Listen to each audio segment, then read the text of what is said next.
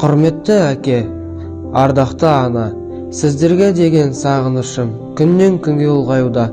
Сіздердің маған берген тәрбиеңіз бен үлгі-өнегеңіздің арқасында мен жақсы азамат болып өстім. Құрметті әке, мені отан алдындағы борышымды өтеуге сенім артып жібергеніңіз үшін алғысымды білдіремін. Мен әскерге келіп, отанға деген сүйіспеншілігім, елге деген, тілге деген құрметім ұлғая түсті. Сонымен қатар білімімізді жан-жақты арттыруға үлесін қосып жатыр. Анашым, сіз байқағаныңыздай, мен 4 айдың ішінде қазақ тілінде еркін жазып, өз ойымды еркін жеткізе аламын.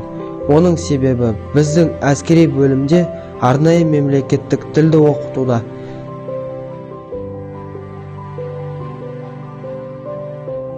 Әкешім, анашым, мен әскерге келгеніме еш өкінбеймін. Менің жеке тұлға болып қалыптасуыма өз үлесін қосқан әскери бөлімге, командирлеріме, ұстаздарыма алғыс айтамын.